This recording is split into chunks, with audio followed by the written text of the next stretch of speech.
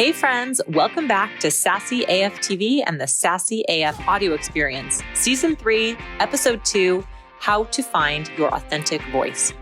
This week's guest is Sand Symes, a modern medicine woman, shamanic practitioner, and intuitive healing guide.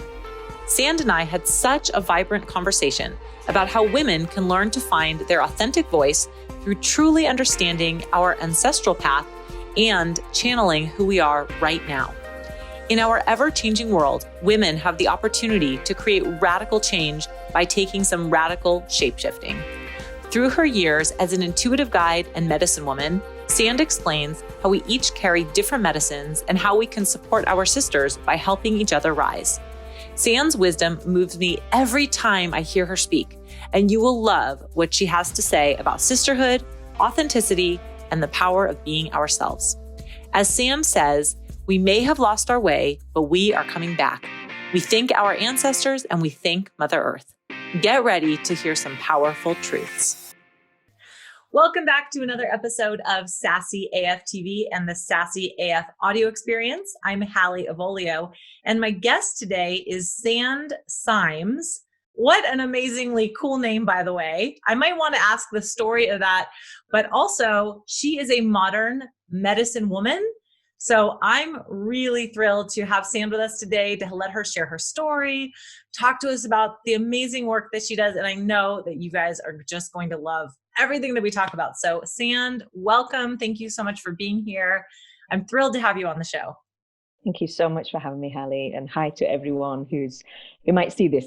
Yeah. To be here. Really happy to be here. Thank you. So I would love to know a little bit about your work, your story, and what does it actually mean to be a modern medicine woman? My work, my story, and modern medicine woman. That's a lot all at once. My work right now, Hallie, is without question the whole focus of my work is having women find the authentic voice. And not just find it, but then bring that voice, that purpose, that power into the conversations of this world, from their own kitchen tables to the tables in our economic systems, in our education systems, in our political systems, anywhere that we feel and we have known and felt the past of where women don't have a voice, where we haven't been able to speak up or speak out or feel that we've been able to bring that fullness of our authenticity of what the wisdom of women carry, as you know, and certainly all of your following know, your audience know, of times in our life when we as women have been shut down, closed down, marginalized, not seen worthy, not seen at all. And where we are in this world right now, the trajectory of the possibility of continuing in that vein, certainly in the backdrop of the current cultural climate of I can't breathe. I feel now every woman on this earth has got a rightful place somehow, somewhere to find her voice and shapeshift, change the trajectory that this humanity is possibly going to continue if it is business as usual. And if we want some change, some real radical change, then that might take some radical shape-shifting inside of our own sensibility of what it takes to be a woman on this earth at this time, to find and bring her authentic voice. So that's kind of my work now.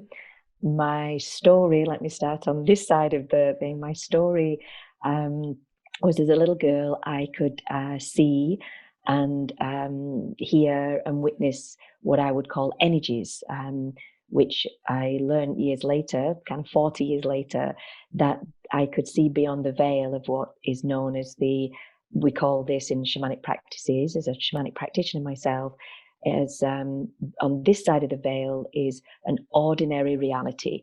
the 3D material world that we live in, that we use our 5 senses to know that it exists, which is if I can see it, touch it, feel it, taste it, hear it, then it's real. And then the beyond the veil is that 6th sense that every woman has a birthright that she carries, that she has a sense somewhere of, and we've called that, you know, a woman's intuition, where the veil for that moment is a little bit thinner, and the non-ordinary reality of the unseen realms is trying to get our attention in some way, of saying, hey, there's a nudge here. And we felt that as nudges, right? We say, I knew I should have gone in that direction, or I thought something was off with that particular person, or, oh gosh, I realize now that I should have heard, listened, and taken notice and taken seriously the nudge that I got not to do this or to do this. So we've all had an experience where the veil has been thinner, and those voices, whispers from the beyond the veil have been trying to get our attention so that we can move in a way that is more in alignment with our soul's purpose, our karma, why we came on this earth, in a nutshell, why we came here, what our purpose is, and what our soul's purpose is to be in these times. So that was that. So I did the thing, and the question was, and the modern medicine woman. And in the middle of all that, right? What does it mean? In the middle of all that was, again, as a little girl, you could see energies, and could get the taps of the unseen realms. Knowing that there was a medicine that I carried that was a medicine of a seer. Not necessarily the seer as we would see a clairvoyant, but a seer that the veil between these two worlds is very thin for me. And the modern medicine woman was being pulled out almost from birth. And as I've gone through my life finding teachers and medicine men and teachers all over this world, spiritual teachers, the seeker, we get at that point that there is something in my life that doesn't work. There's something in my life that doesn't fit. There's something in my life that, and in that seeking, I was very, very grateful to meet some beautiful teachers very early on in my life that were able to be a sacred mirror for me and say, why are you not using the medicines that you have? And to be called out by the medicine men and women that I sat with, who were saying, why you're a medicine woman, why are you not using your medicines? And the first time I heard that phrase directed towards myself was almost 15 years ago, and it's taken 13 years of deep work in my shadow, in my I'm not worthy, I could be too special, all the 13 years of deep shadow work before I could fully stand and sit before you now and say, I can claim that now. And what does that mean? For me, the medicine woman is the woman that is living and breathing her life in the absolute interconnectedness of all of life. So all of the thoughts, actions, deeds, everything is in a correlation with the consciousness that some fields call it consciousness, some say unseen realms, our ancestors, the benevolent helping spirit guides that are here that want to help our humanity at this point.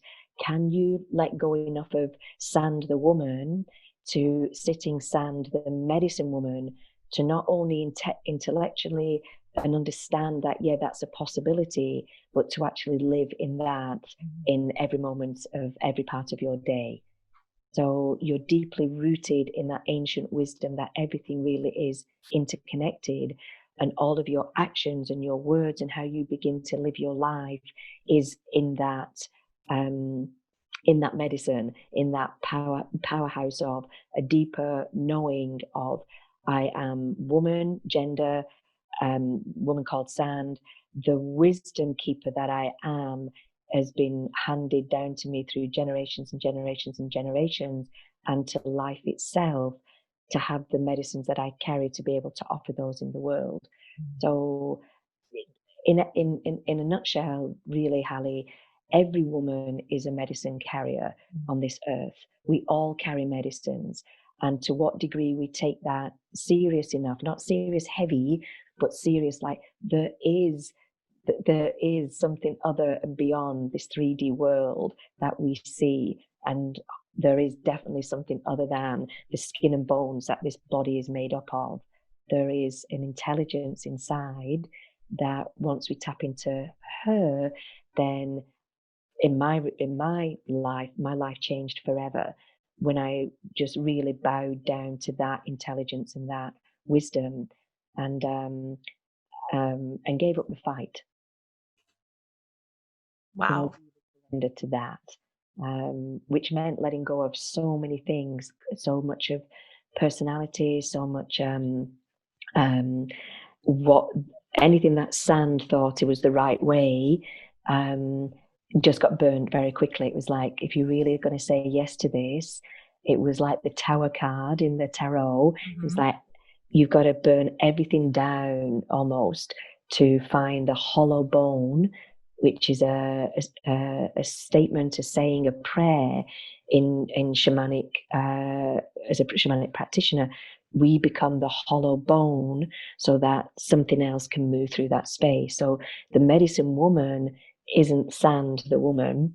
The medicine woman is life itself expressing itself through the wisdom, and will use Sand's voice and vocal cords and her physical body and her ability to communicate in the world. But the voice comes from, as best as we can, from life itself. There's so much I want to dive into there. Well, the first thing, and you started to answer this, was, I was curious, in the time that I met you within the last couple of months, you've mentioned to me a few different types of medicine. And so I was curious if every woman or even man carries medicine to some extent, and how do we start to learn what those medicines may be, even if we don't use that exact language or terminology? How do we really dive into that inner wisdom and learn to understand it and its power? Great questions. There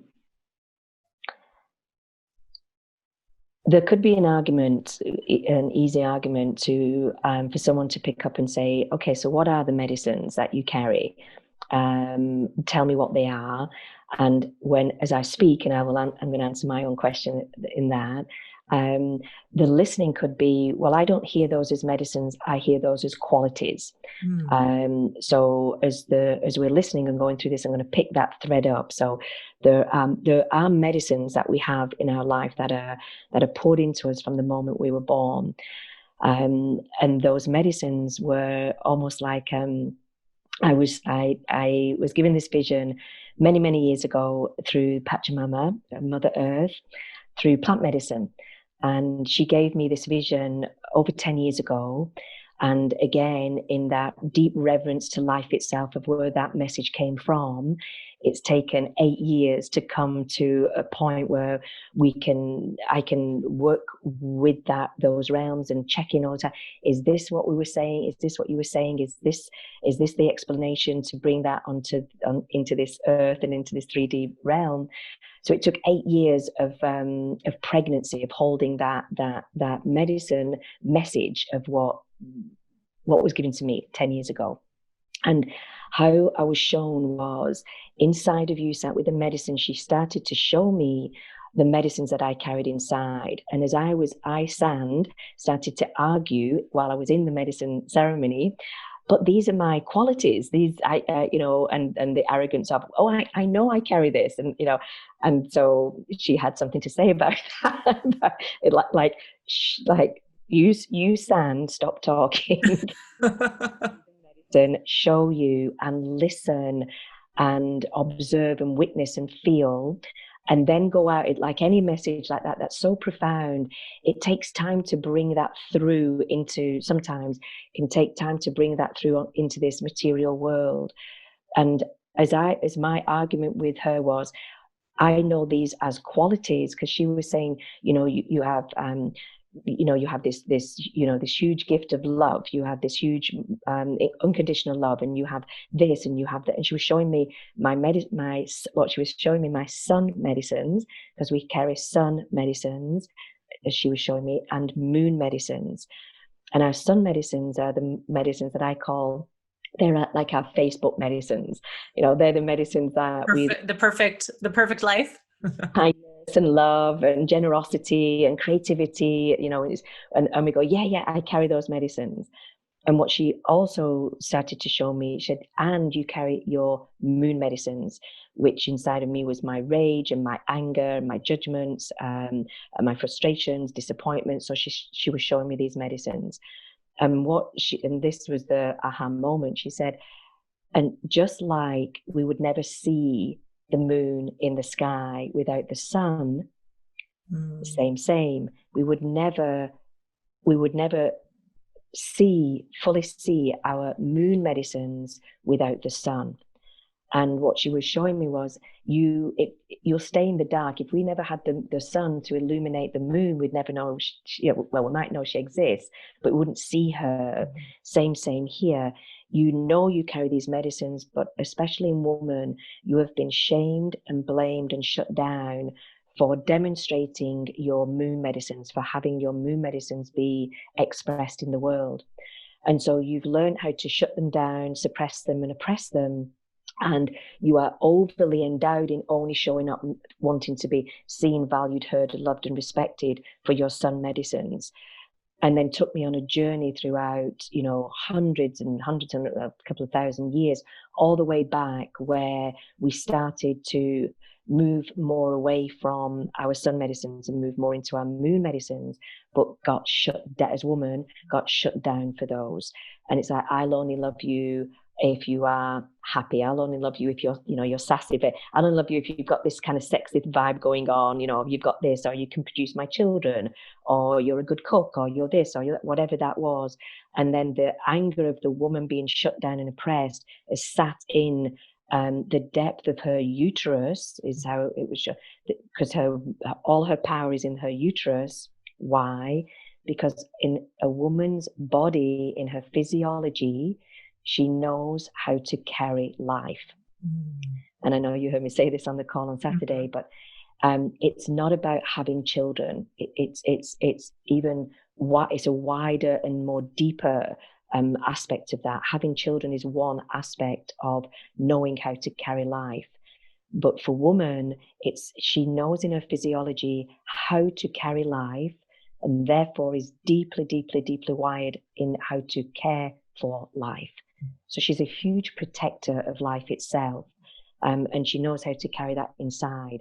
So when we feel in women, when we feel anything that's against life, like anything is against life, we feel it, and hopefully sometimes we speak up, sometimes we don't, but we feel that moment of something somewhere, somebody has said or acted or done something that is against life.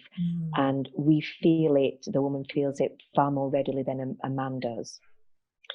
So we have the sun medicines, we have the moon medicines, just like our brothers do on this earth. Do we all have all of the medicine? Yes, we do. But they're in a unique configuration to you. Why? Because your life is your life, and my life's my life, and somebody else's life is theirs.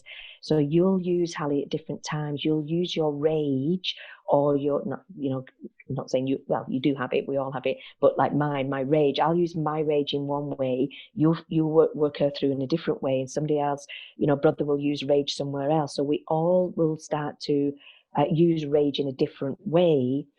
Why? Because of the lessons that we have come here to learn.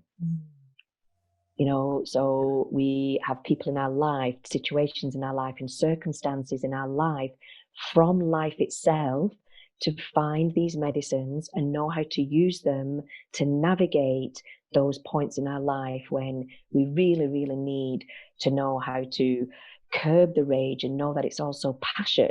So, oh, passion's a sun medicine. So how do I use more of this one to understand this one? Or is it compassion? Do I need more compassion to put an illumination on my rage to understand more of what her message is for me in this lifetime? So to answer your question, yes, we all carry all of the array of all of the medicines, but it's a unique configuration to us in each lifetime that we take. And I hope that's been enough to demonstrate what our sun medicine for your audience to understand what our sun medicines are and what our moon medicines are. And back to a medicine carrier, he starts to understand the medicines that we carry, and instead of using the moon medicines to hurt somebody else, or to hurt life, I guess, to hurt life itself, then we learn to know when we've got a lot of fire to have balance and bring more of our sun medicines in to help balance our moon medicines and get the wisdom from the moon medicine and not shut her down. The more we shut them down, these moon medicines in woman will never find her true sovereignty of the voice that she carries, because she's passionate to be heard. And we don't forget it. And that resonates with me so strongly, especially around your passion for women in particular, being able to speak their truth and speak their voice and really listen to not only how you're feeling right now in this moment, but to our history and to our past ancestral lines and everything that's deep in our womb space, in our pelvic bowl, and all of that life that you're talking about. And if I was thinking about your story, how you said 13 years ago, you met this teacher who, told you this, and you were, kind of having this argument back and forth, like, no, but this is this way. So 13 years ago, 10 years ago, the version of me would have called bullshit on this whole conversation, by the way. I've been like, no freaking way. That is not real. That is not happening. But I'll tell you, in the last about 3 or so years, I have been on this pretty increasingly intensified spiritual journey.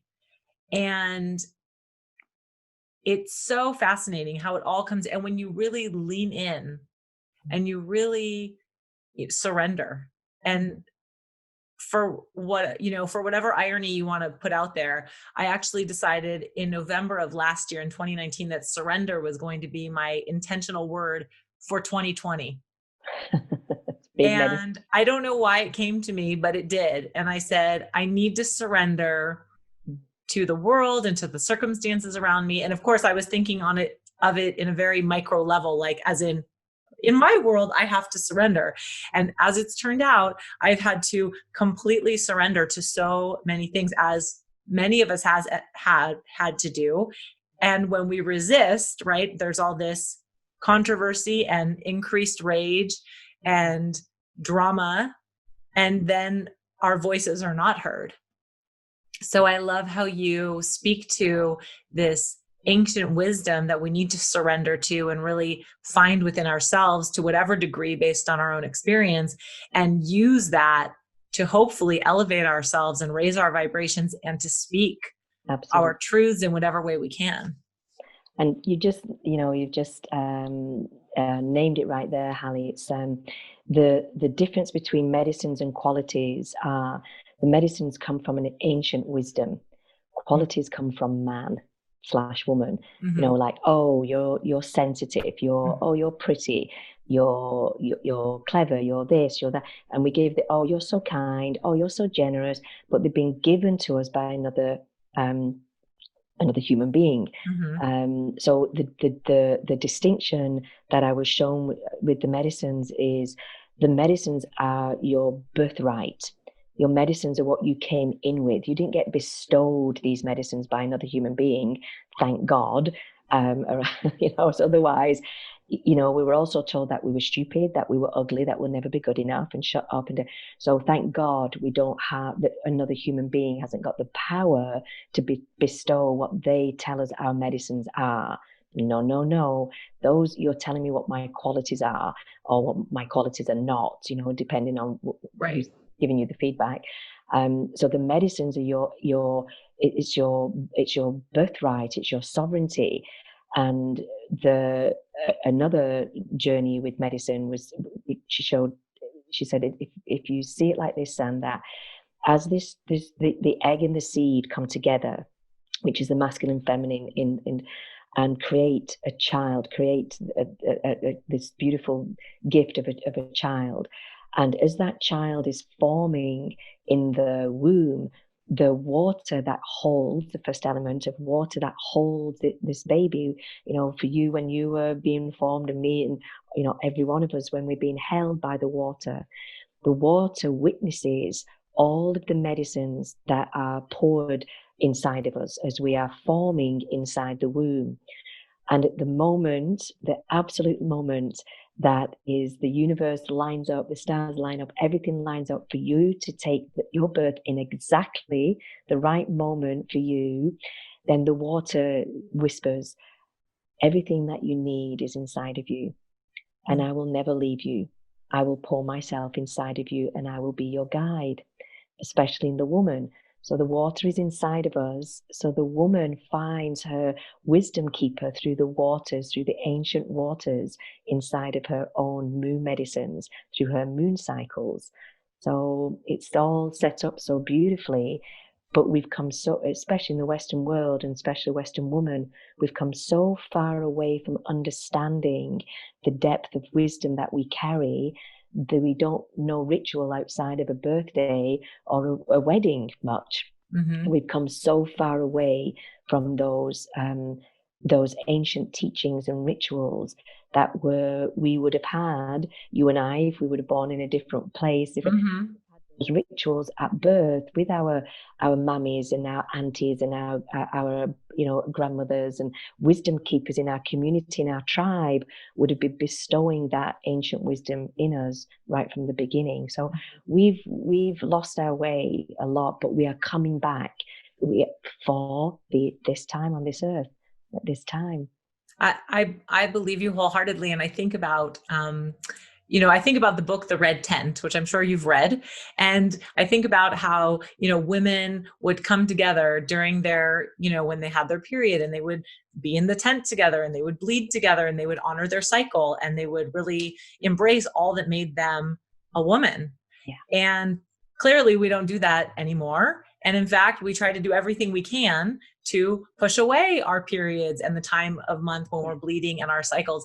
But I feel like, and I don't know if it's just because I'm so immersed in this world right now, but I do feel like there's a strong pull toward these ritual sisterhood gatherings. And I know that's one of your pillars that you talk about, is reweaving the sisterhood. And I'd love to get your interpretation of, if you feel, in fact, that is strengthening right now, that need for women to come together in sisterhood, and how we can, continue to strengthen that bond. Hallie, wow. There's not a cell in my body that doesn't believe that that's possible. I literally have given my life to this being a possibility, and move from possibility to probability. And to whether I ever see it in my lifetime the way that I would hope, pray, and dream of, at least I would have been, my life force on this earth would have been in service to that, even if I don't see it completing the entirety in the manifestation that I believe is possible. So I'm going to go back over here a little ways. So as a child coming in, for the first 7 years of my life, being able to see the world in the place of spirit, beloved passed over, just the 3D world didn't look as black and white as it did now. At the age of 7, that was shut down and closed down because the people in my life at that time didn't understand my medicine. So that was literally, shut down and beaten out of me. So it gets closed down. The spirit world was like, she's not safe anymore. So it gets closed. They close it down because you're not safe.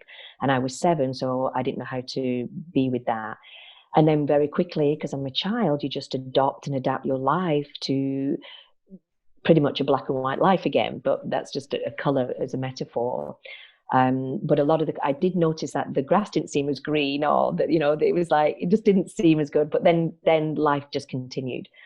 And then fast forward when that was 7. And then at 29, when I was 29, I'm 55 now. At 29, I started getting visitations. At that point, I had no idea what it was and what was happening to me, but visitations from my ancestors and the ancestral realm for 5 years, every night for 5 years. And it started with one was at the foot of my bed for about 4, 5, 6 months, and then it was 3, and then it was 5, and then it was 9, and then it was 15, and over 5, and then it was hundreds, thousands. And my daughter, who had the bedroom next door, stopped coming to my room at night, bless her, because she could hear me talking and shouting, because this was how ignorant I was, how arrogant I was, and how innocent I was at the time. I would be screaming at them at one point after 3 years. It was like, why are you visiting me and you're not talking to me? I can't hear you. Why are you not talking to me? I can see. Why are you here? I don't know. And I never felt scared. There was never any fear, but I would throw pillows at them or a shoe or something. You talk, I can't hear you. I go to bed with a piece of paper and a pen. And that was when I was 29. And that was when I found my first teacher, sort of like 25 years ago, saying, in fact, I knocked on the church door first, saying, Father O'Reilly, help me! I'm getting these visitations. What should I be doing? Start praying, sister. He was like, shh. Yeah. Shh. I don't think it's the church that are going to help you, but I know, thank goodness, but I know somebody who can. And he was my first teacher of somebody who was working beyond the veil, who could help me understand what was happening. And then that's when I understood the phrase hollowed bone. It wasn't that the unseen, I couldn't hear them. It wasn't that they weren't speaking. It was I couldn't hear them. So I had to do so much work on myself, through myself, to get out of the way so I could hear what the spirit world was saying. And the two biggest bookends there, Hallie, was I had a bookend of, oh, this is special. You can make yourself special. She was in there because as the little girl that I never thought I was special, I wanted so much to be special. And it was that, oh, I've got this gift and I want to be special. I got crushed and burned with that within 12 months. So grateful it happened so early in my life. And that was, I told somebody what I saw when they didn't ask that of me, they didn't invite that of me, nothing. And I that was a big lesson for me. I got really burnt with that. And had to do a big cleanup with that person in my life at that time. So in that time, that was the special. She didn't last long. And then the other part was I'm not worthy, and she lasted a long time. She lasted, another 10 years, and it's still in there. I can still feel that. And the ancestral lineage, more for me, it was the men were showing what, in the ancestral realm, the men were showing what was on this planet and the patriarchal system that they'd all been part of, that many of them were coming forward to ask for forgiveness. And it was almost crippling at one point. I couldn't hold it until I started to find my teachers on, you sand don't have to hold anything. You sand just need to get out of the way and have you be a vehicle. And one of my teachers on the Vision Quest and the Lakota path said to me, why do you deny the spirits when they come to you? Because in the Inepa Lodge and Sweat Lodge, I would squeeze my eyes when I could see the spirit guides. And he said, why do you squeeze your eyes? Why do you deny them? So I had that story with him, and he said, in a very beautiful way, he said, it's not about you. They just want to use you as a vehicle. And that, I think, for me, was one of my last, whatever, if there was any special here or unworthiness here that got burnt in the moment. It's like, Sand isn't even involved. It's like, I mean, she is into the other thing, we're in a physical body and being here, but that was the last point for me to burn a big piece of unworthiness of, you are here to be used by something bigger than you. So give yourself. So you're back to your medicine, that Hallie, that you called in, big medicine of surrender. Can you surrender to that? And then you go on another journey of feeling all those different layers. And on the female, on the matriarchal lineage, so many wisdom keepers in the ancestral lineage that I came from, wanting to find their wisdom and also help me unravel deep, deep shame of colonization. You know, I am, you know, I'm English. I've got Irish ancestors, but it's in the English part of me was, wow, the great British Empire, and I had to do so much work in so many different ways of finding the colonized model that was still inside of me. And even me and you speaking here, Hallie, we're two white women talking about how to read the sisterhood, how to be a service of the sisterhood, and that's not lost on me. And right now in this political climate that we're in the place that we're in of, and I am a Brit living in America, so as a colonized, ancestral model is inside of the very bones that I'm a part of, inside of my cellular infrastructure. What is mine as a white woman on this earth? What is my role now in this place where, if I'm absolutely a woman that is standing here, that every woman's voice matters, then every voice matters. Every voice has to matter. Why? Because the deepest for me is it's in service of life itself. And it's not easy. The reweaving of the sisterhood is not easy, of sacred mirrors, to be a sacred mirror, to be able to kind of reflect back to each other when we're off, when there's gossip still in there, when there's bitchiness in there, when there's competition in there. We as women, again, to be compassionate, we have come over all these hundreds of years to look around the world and go, oh, this is how the system works. It's a patriarchal system. So in order for me to get love, get attention, get success, get on in the world, I have to look like this, sound like this, and show up like this. And so we've modeled ourselves on a patriarchal system that we've not had the wisdom keepers in our tribe and in our nation to help us to say, as Western women, you're actually going in the wrong direction. You're going more and more into your masculine medicines, and you're going more and more into the patriarchal. Even though you might have, this like hair, and you might look like this and have this physical body, you are still following more of a masculine patriarchal system that you have adopted and adapted. Why? Back in our ancestors have shown up and said, because in the past, Sand, Hallie, and all the women that might be resonating with this, you still have a memory in your system where you were killed, raped, your children were killed, your villages were burnt. Anytime that you showed up as a woman that had something that was opposite from a patriarchal system, when back in the day it was a patriarchal system that had a religion or a church or a dogma attached to it, if you didn't show up in that particular way, then you'd be taken off this planet. Right. And so we hold still that petrified fear inside of our bodies somewhere. Yeah. And I know when we were, I had the honor of being on your sisterhood call the other day, and you spoke a lot about, especially in the climate right now that we're in, where women are the ones that have the opportunity to really use our voice to affect change, to be the shapeshifters, and to come in and right those wrongs, so to speak. Yeah. Absolutely.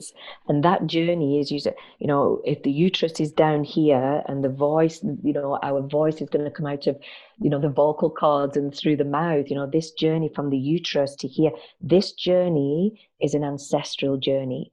This journey, and that's why we have to have so compassion to reweave the sisterhood, because this journey for a lot of our sisters on this earth is so challenging, terrifying, petrifying, difficult to even feel that they've got a voice. And up here, somewhere up here, it's still, I can't breathe. I can't breathe. So how can we as white women find the voice to help other white women to be able to kind of stand as a stronghold and saying to our sisters of color and our Black sisters in particular, certainly here in America, you do have a voice. Can I help you find your voice? What is it? What privilege do I carry because of the color of my skin that can help you have a voice somewhere? How can I help you bring your voice from your ancestral lineage here? How can I help you rise? If we're really going to ask women to rise, is that how can we help another sister rise? And in our sisterhood, we know the reweaving so beautiful is when we can kind of take an arm and ask for help. And that's a journey for a woman to even ask for help. Right. Ask for help. We put our arm out here, say, I want to ask for help. And as a woman's being helped, she can't help it. This other arm just comes out naturally, and she pulls this arm, a natural sensibility. She pulls it. She said, "Come on, I've got." So I'm going to help you too. So this arm is, I don't know if this is going to be seen as a recording or just an audio, but it's like, we've got this arm out here going, please help me. I'm asking for help. And somebody's lifting us. And then we automatically reach behind and take another sister with us. And that's the true reading of the sisterhood.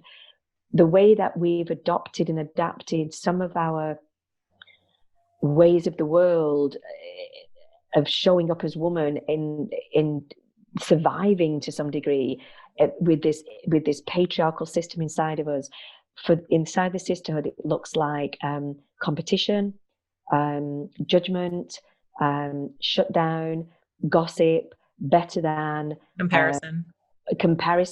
Oh my god, it's like, and the pain of that we've had, instead of the embrace of that to another woman that looks different than us. Right. It's like, wow, she's beautiful. And my husband and I lived in South America, lived in Ecuador a few years ago. We'd been visiting Ecuador for many years, taking groups into the rainforest on behalf of the Pachamama Alliance. A little shout out there for an amazing organization that's doing amazing things in the world.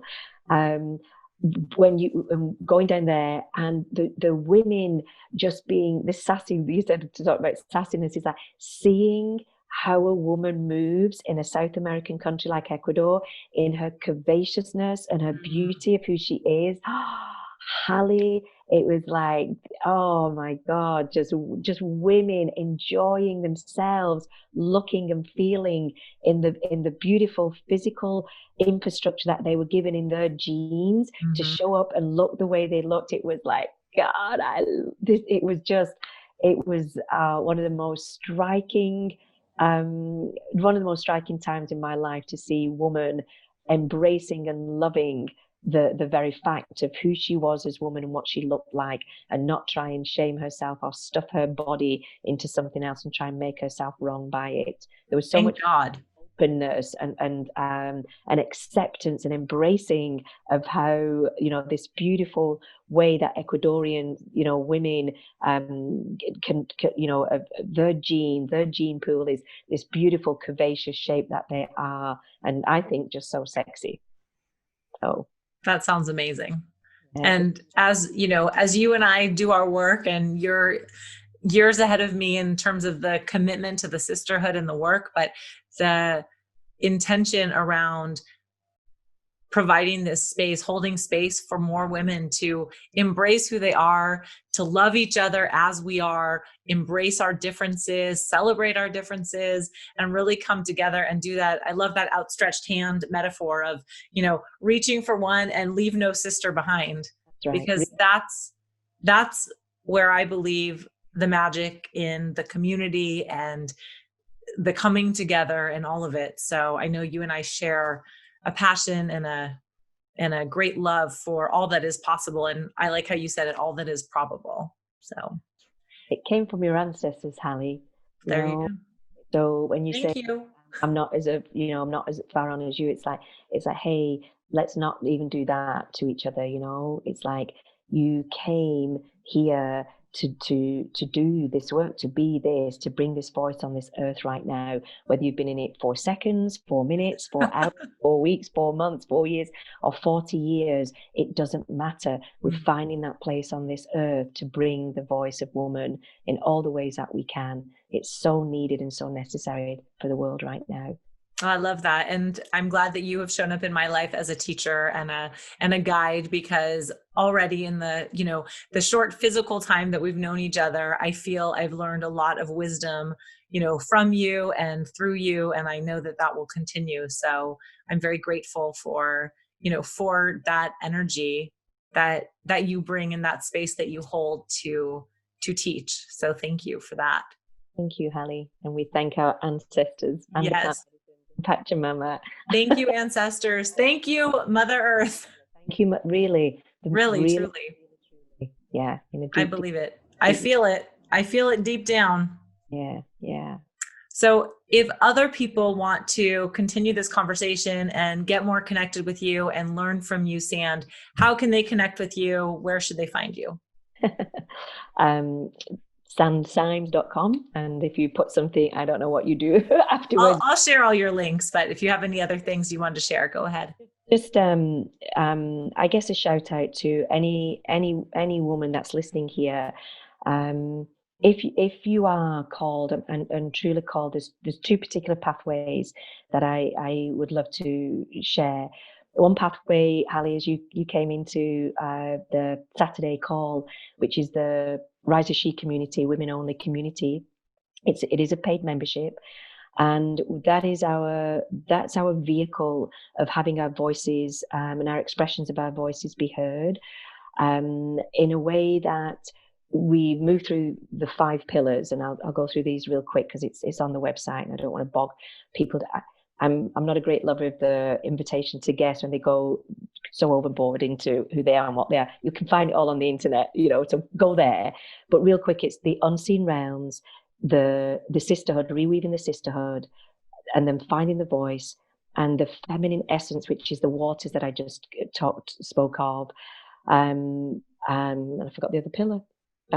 Mastering our medicines, of course. Right, the sun and moon medicines. all of those pillars. So you'll find those there.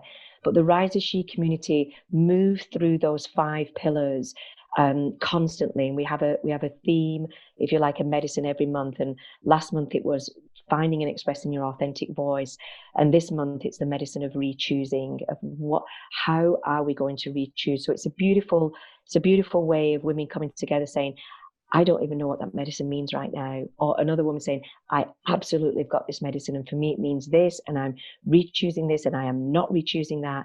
But when you've got a connection of coming together in live events and a very, very, very powerful private Facebook group, the live events where you see each other, you hear each other, and like you experienced, Hallie, on Saturday, where women get chance to really tip out and then fill up again and have a safe space of saying some of the most difficult things that a woman might have to say, especially in the climate that's up right now. In I Can't Breathe against the Black Lives Matter, because in our community it's because life matters.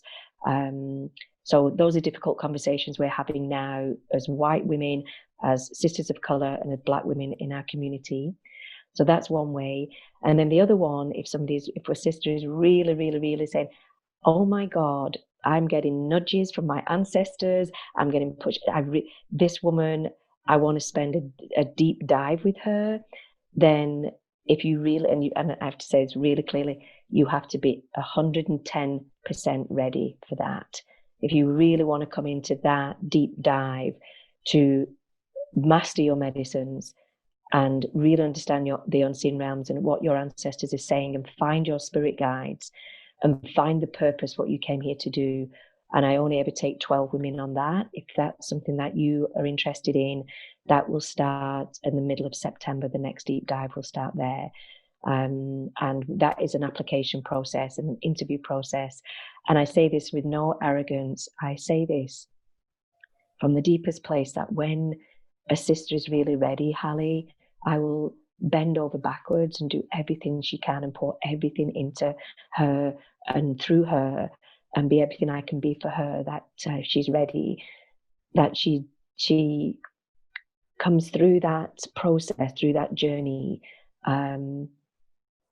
with everything that she came in there to get. So Beautiful. If she's ready, she'll find me. Beautiful. Well, thank you for explaining and sharing. And I can say to anybody listening or watching that Sand is the real deal, and she is very authentic, and you will learn from her wisdom if you are called to do so. So check out her website, and I'll put all the links in the show notes as well. And thank you. And before we sign off, I always like to ask my guests, I did give you a little warning. What is something that makes you feel sassy? Dancing. Oh, yay. Dancing sisters. I was thinking you were going to say that because I know you love music. I do love music. She's a powerful medicine, a powerful ally. Yes. The sisters need to move. I think, especially the sisters, it's like move those hips, find this beautiful body of ours. It's like, come on, it's like, for some, it's like, move out more out of the gym. That's yes. And no judgment. I mean, you'll know me, but no judgment. It's like, I get it, the gym is important, but how about some balance with that kind of like doing the gym and then finding these hips, which is a number 8. It's like she wants to move. Yep. Right. And in the Western world, women, I've seen this, work with this, and we walk on this earth like a number 1. It's like, how can I get from A to B as quickly as possible? And that masculine energy that's in our hips, just if I can leave your sisters with anything, notice when you're walking as a number 1 and see what it feels like to walk as a number 8 in your hips, and it doesn't have to be like, you don't think, you're not going to walk down Whole Foods aisle or wherever you Trader Joe's. Why not? I'll do it. I'll do it, but you think like, I'm not going to do that. But it's a very, very subtle, I'm sure you're doing the work, Hallie, already in that pelvic bowl of that sensual and sexual energy. It's been so misunderstood, misinformed. It's become just about sex, and which is nothing wrong with that. But if that's the only platform and the only portal that women can find their sensuality and sexuality, we have missed a lot of that medicine. We're missing a lot of medicine there. Well, someday we're going to go dancing together. When quarantine's over and we can see each other in person, we'll meet in the middle, or I'll come up to you, or you come down here and we'll go dancing. Have me back on the subject and say sex and sexuality and the medicines of that. That'll be a beautiful. Ooh, yes. Yes. Can be put aside and let's just really get into that medicine. Okay, good. We love that topic. Always. Well, Sand, it was so fun to have you here. Such a pleasure. I learn from you every time you speak. So I would love to have you back. And thank you for just being you and for being amazing. And I'm so pleased that you were able to do this with us today. Oh, thank you so much, Hallie. Yeah. Thank you. And thank you everyone for being here, for watching on YouTube, listening on iTunes, Spotify, wherever you find podcasts. Stay tuned and be back with us for another episode next week. We'll see you then. Bye. Bye. I have chills each time I listen to this episode, and I listen to the wisdom that Sand shares. I love the imagery she expressed about reaching one hand out to another woman for support while reaching our other hand back to help the woman behind us. Sand is an extraordinary woman, and I'm so grateful I could share her with you this week. Thanks again for being here and tuning in for another episode of Sassy AF TV and the Sassy AF audio experience. It would mean the world to me if you would leave a comment and take a screenshot to share it with your tribe on Instagram or Facebook. Don't forget to tag me at Sassy Healthy Fit. Then make sure to head over to sassyhealthy.fit and sign up for our mailing list so you always know the latest and greatest in sassy fun. See you next time.